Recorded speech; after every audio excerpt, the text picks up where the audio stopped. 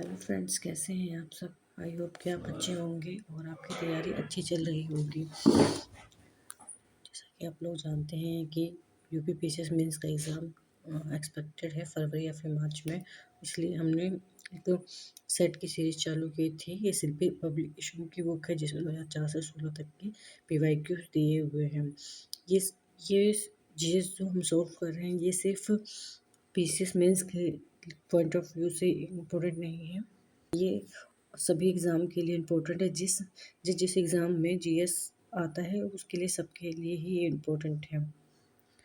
आइए स्टार्ट करते हैं। इसका first question science and techs है, बट ये करंट अफेयर से रिलेटेड है तो इसको स्किप कर देंगे। नेक्स्ट क्वेश्चन है, प्रोटीन की अधिकतम मात्रा पाई जाती है। प्रोटीन की मात्रा किसमें पाई जाती है? सोयाबीन में। प्रोटीन की सर्वाधिक मात्रा सोयाबीन में पाई जाती है। और सोयाबीन में कितने परसेंट पाई जाती है? प्रोटीन की मात्रा 40% मात्रा सोयाबीन में पाई जाती है। और इसके अलावा किस किस में प्रोटीन की मात्रा पाई जाती है? दलहनी फसलों में। दलहनी जो भी दलहनी चीज़ें खाएंगे उसमें पाएगा। और तिलहनी चीज़ों में। सोयाबीन का दूध तैयार किया जाता है और जो सोयाबीन का दूध होता है वो गाय के दूध के बराबर ही उसको माना जाता है। नेक्स्ट क्वेश्चन है, निम्नलिखित में से किसमें विटामिन ए की मात्रा अधिक होती है? गाजर में विटामिन ए की मात्रा सर्वाधिक होती है।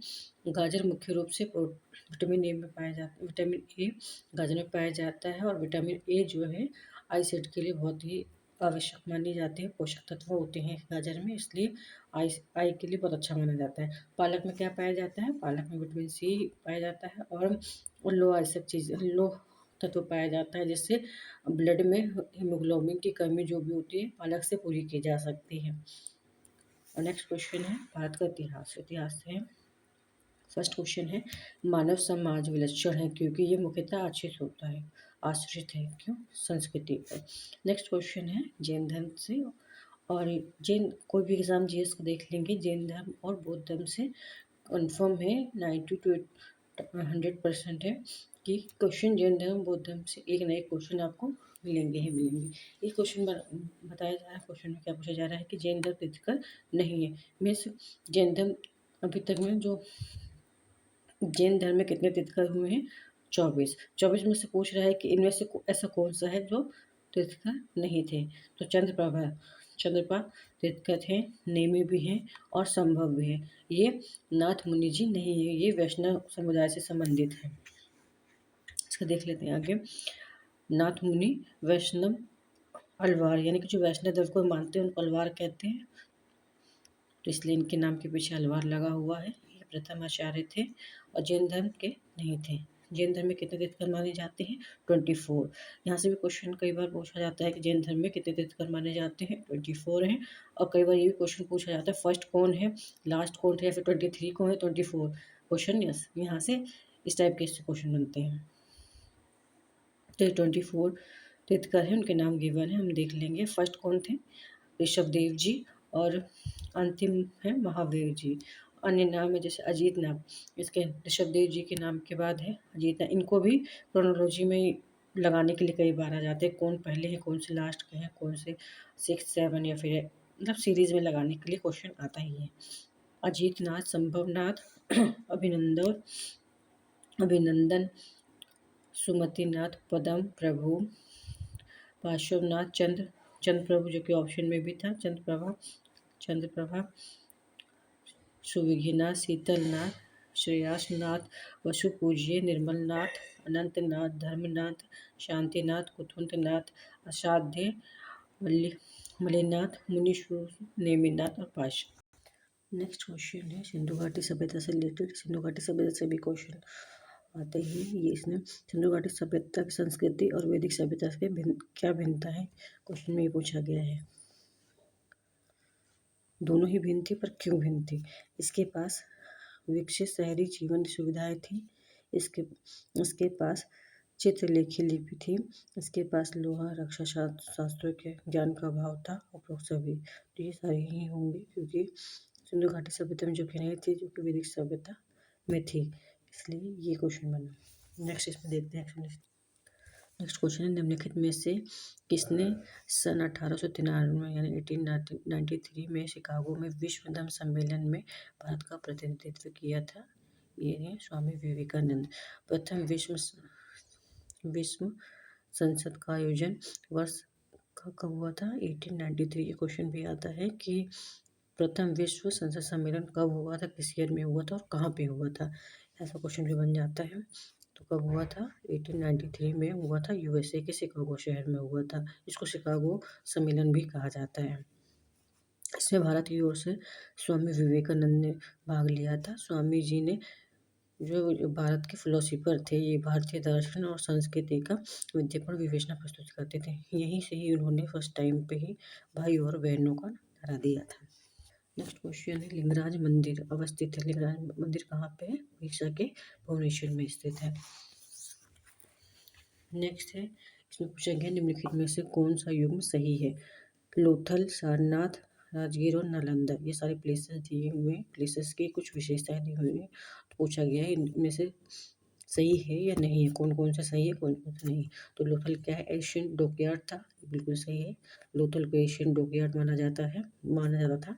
सारनाथ क्या है? एक फर्स्ट सरमन ऑफ बुद्ध माना जाता है, बिल्कुल ठीक है। Rajgir lion capital of Ashok, ये गलत है, राजगीर नहीं है।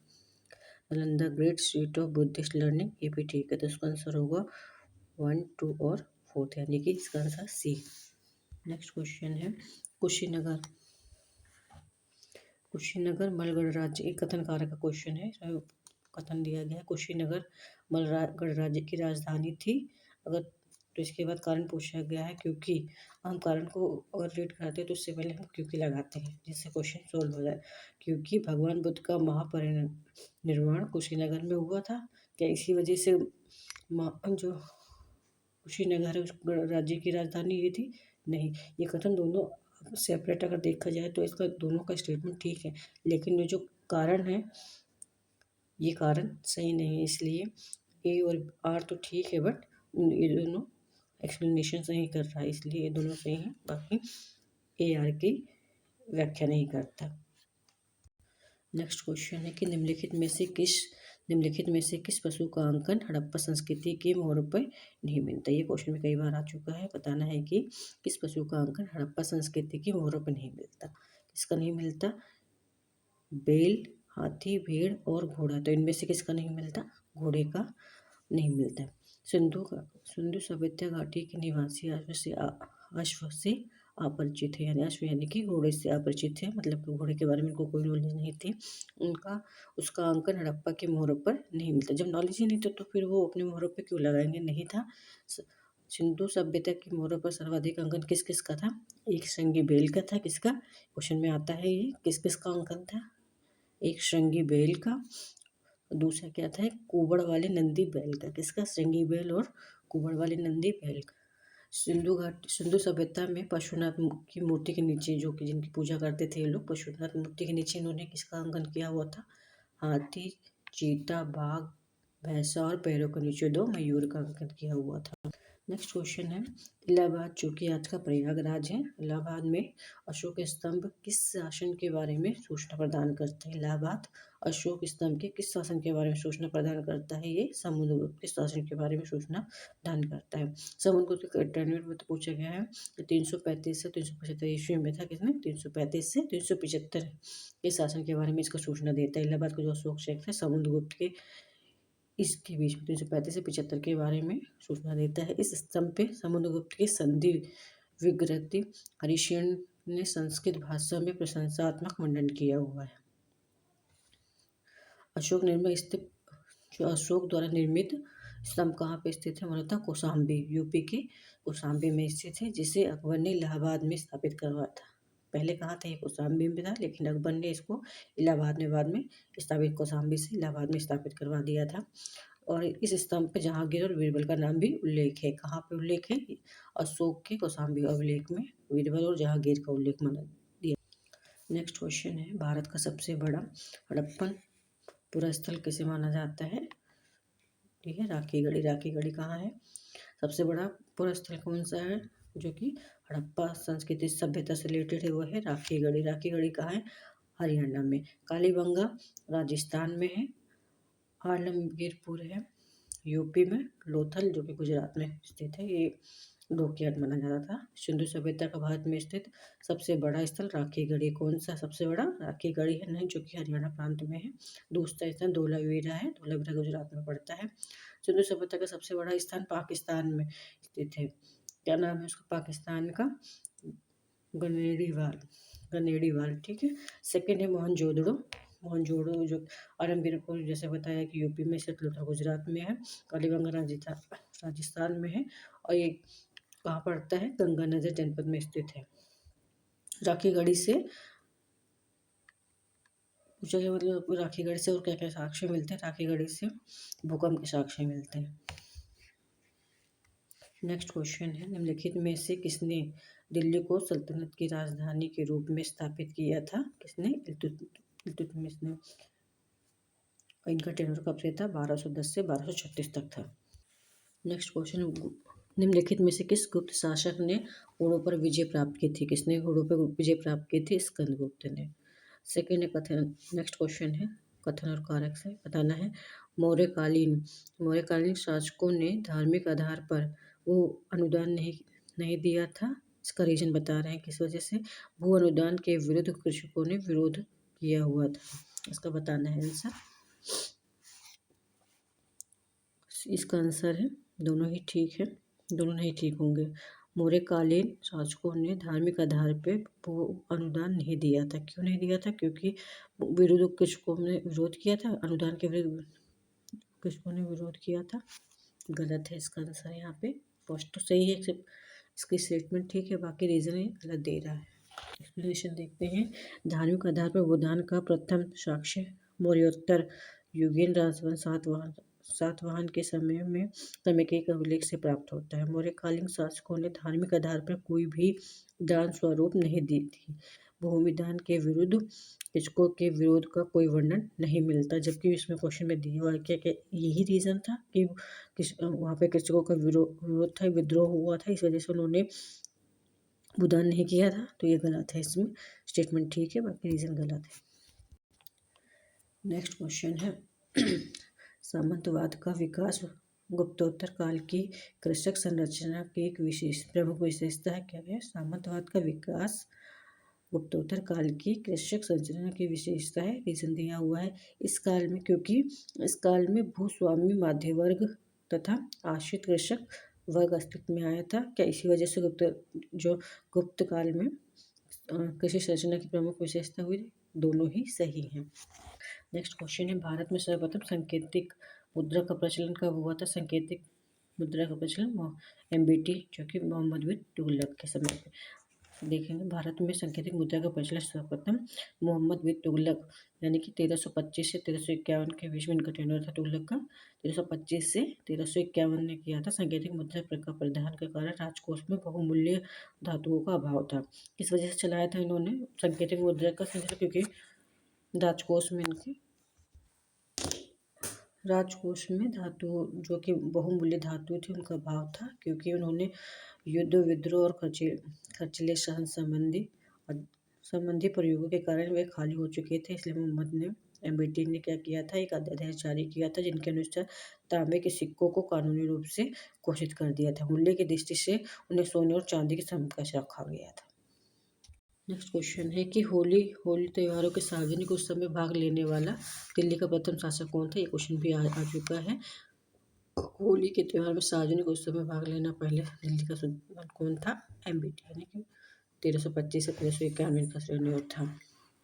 नेक्स्ट क्वेश्चन है, कृषकों की मदद के लिए किस सुल्तान ने पट्टा और काबूली की व्यवस्था की प्रारंभ किया था? लोदी ने, बहलोल लोदी ने, यासुफ तुगलक ने, फिरोज तुगलक ने, या फिर शेरशाह ने। तो इसका ऑप्शन आंसर है शेरशाह ने। कृषकों की मदद के लिए शेरशाह ने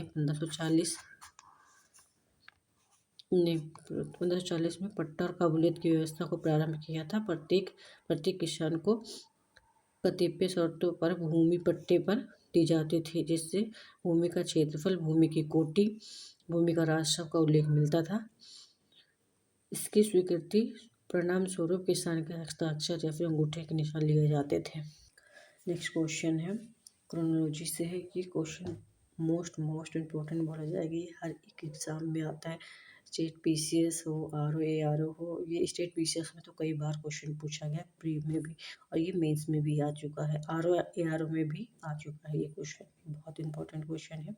क्रोनोलॉजी हर बार दे दिया जाता है। फर्स्ट है कि बताना है क्रोनोलॉजी में सबसे पहले कौन आएंगे, बाजीराव दिया, बालाजी राव, शासन आया था बालाजी विश्वनाथ या माधवराव। इसको पहले वैसे याद रख सकते हैं कि बालाजी विश्वनाथ मतलब पहले वर्ल्ड अगर देखा जाए विश्व आएगा तो इस तरह से बालाजी विश्वनाथ बोल सकते हैं। बालाजी विश्वनाथ, बाजीराव प्रथम, विश्वनाथ के बाद बाजीराव प्रथम, बालाजी राव, माधवराव प्रथम। बालाजी विश्वनाथ का टेन्योर कब से कब तक था, 1713 से 1720। कब तक था, 1713 से 1720 के बीच। बाजीराव प्रथम 20 से 40, 20 से 40, बालाजी राव 40 से 64, माधवराव 61 से 1772। नेक्स्ट क्वेश्चन है नादिर शाह के आक्रमण के समय मुगल शासक कौन थे। क्वेश्चन भी कई बार क्वेश्चन आया हुआ है। नादिर शाह के आक्रमण के समय मुगल शासक कौन था, ये मोहम्मद शाह रंगीला। इसका पूरा नाम क्या है, मोहम्मद शाह रंगीला। ज़्यादातर इनको मोहम्मद शाह के नाम से ना जान के ज़्यादातर इनको रंगीला के नाम से जाना जाता है। नादिर शाह के आक्रमण के समय मुगल शासक कौन थे, मोहम्मद शाह रंगीला। इनका टेन्योर कब से था, 1719 से 1748 तक इनका टेन्योर माना जाता है। इन्होंने कब आक्रमण किया था, 13 फरवरी। क्वेश्चन भी आता है करनाल आक्रमण के नाम से, करनाल विद्रोह या युद्ध कर आक्रमण कब हुआ था, ये है 13 फरवरी 1739 में। करनाल कहाँ पड़ता है, हरियाणा में। यहाँ से इस टाइम पे ही मयूर सिंहासन जो कि रंगीला से छीन के नादिर शाह लेके गया था। इसमें बहुत ही कीमती हीरे, कोहिनूर हीरा था। मयूर सिंहासन में कोहिनूर हीरा अपने साथ लेके गया था। नेक्स्ट क्वेश्चन है कि दीवाने अमीर कोही नामक पृथक किसी विभाग की स्थापना की, इसने किस दिल्ली शासक ने की थी, मोहम्मद बिन तुगलक ने। मोहम्मद बिन तुगलक एक ऐसा शासक था, इसको पागल अजय भी शासक भी कहा जाता था। इसने बहुत अपने समय में टाइम में बहुत ही अच्छी पॉलिसी अगर देखा जाए तो की थी, लेकिन जिस टाइम पे उन्होंने लागू की थी उस टाइम पे कुछ ना कुछ प्रॉब्लम सिचुएशन को ना देखते हुए उन्होंने लागू किए थे, इसलिए पागल शासक भी माना जाता था इसको। नेक्स्ट क्वेश्चन है दिल्ली के किस सुल्तान ने इस उद्देश्य से एक अनुवाद विभाग की स्थापना की कि उससे दोनों संप्रदाय के लोगों में एक दूसरे के विचारों की समझ बेहतर हो सके, फिरोज शाह तुगलक। इसका आंसर होगा फिरोज शाह तुगलक ने ही ऐसे अनुवाद विभाग की स्थापना की थी जिससे दोनों संप्रदाय के लोगों के एक दूसरे के समझने में आसानी हो सके। दिल्ली सल्तनत में फिरोज शाह तुगलक, जिसको एफएसटी भी बोलते हैं, इसका टेन्योर कब से कब तक था, 1391 से 1387 में उन्होंने अनुवाद विभाग की स्थापना करवाई थी। और संस्कृत ग्रंथों का फारसी में अनुवाद करवाया था। किसका, क्वेश्चन है कि संस्कृत जितने भी संस्कृत ग्रंथ थे उसका क्या किया था, फारसी में अनुवाद करवाया था। ये क्वेश्चन भी कई बार बन जाता है कि फिरोज शाह तुगलक ने किस ग्रंथ का, किस भाषा में लिखे ग्रंथ का फारसी में अनुवाद कराया था, या फिर संस्कृत ग्रंथों को किस भाषा में अनुवाद कराया था, तो संस्कृत से फारसी में अनुवाद कराया था। अनुवाद किया था उसका नाम क्या रखा था, एक का नाम दयाले फिरोज शाही रखा हुआ था इसका नाम। और फिरोज शाह ने अपनी एक आत्मकथा भी लिखी थी किसके नाम से, फतूहाते फिरोज शाही। ये क्वेश्चन कई बार पेपर में रिपीट हुआ है कि फिरोज शाह एफएसटी का जिन्होंने अपनी आत्मकथा लिखी थी उसका नाम क्या है, फतूहाते फिरोज शाही के नाम से लिखा था। नेक्स्ट क्वेश्चन है रणजीत सिंह के राज्य में सम्मिलित था। रणजीत सिंह जो कि श्रीनगर में थे, उनके राज्य में श्रीनगर शामिल था। कालांतर में सिख राज्य 12 मिसलों में बट गया था। जो है कि रणजीत सिंह सर्वाधिक योग्य शासक जिन्होंने अपने राज्य का विस्तार किया, जिसमें कश्मीर, मुल्तान जो कि आपके पाकिस्तान है, वही पहले कश्मीर में था। कश्मीर, मुल्तान, लाहौर और पेशावर शामिल थे किसके, रणजीत सिंह के शासन में। नेक्स्ट क्वेश्चन है एशियाटिक सोसाइटी ऑफ बंगाल के संस्थापक कौन थे। ये क्वेश्चन भी मोस्ट रिपीटेड क्वेश्चन है, कई बार क्वेश्चन रिपीट हुआ है।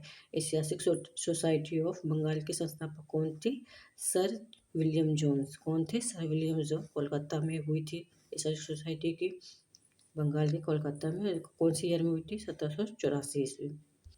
नेक्स्ट क्वेश्चन है, अपने पुत्र के स्थान पर दूसरे उत्तराधिकारी को गोद लेने के अधिकार को पुनः स्थापित किया गया था। कब किया था? 1858 की समाप्ति की घोषणा। नेक्स्ट क्वेश्चन है, किस गवर्नर जनरल के कार्यकाल में ईस्ट इंडिया कंपनी को शहंशाह शाह आलम द्वारा बंगाल बिहार उड़ीसा में दीवानी अधिकार दिए गए थे? लॉर्ड क्लाइव के टाइम पे। नेक्स्ट क्वेश्चन है कि निम्नलिखित में से कोलकाता का संस्थापक कौन था? कोलकाता का संस्थापक जॉब चारनाक है।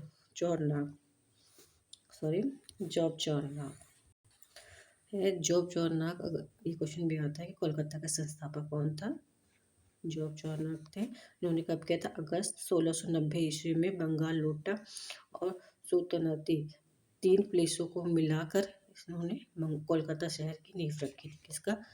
बंगाल लोटा और सुल्तानाती में एक कोठी स्थापित की थी। इस प्रकार ब्रिटिश भारत की भावी राजधानी की नींव डाली थी। इस प्लेस का नाम क्या था? कालीकता। 3 प्लेस का होता है, कालीकता, गोविंदपुर और एक है सुल्तानाती। कोलकाता, गोविंदपुर, एक है सुल्तानाती। इन तीनों को मिला के इन्होंने कोलकाता शहर की नींव रखी थी। 1200 रुपये में किला खरीद के। नेक्स्ट क्वेश्चन है, किस यूरोपीय समुदाय ने भारत के साथ प्रथम व्यापारिक संबंध स्थापित किए थे? किसने? किस व्यापारिक संबंध भारत के साथ सबसे पहले संबंध स्थापित किए थे व्यापारिक? पुर्तगाली ने। इसको पीटीएफ के नाम से भी बहुत लोग याद रखते हैं। PTFE।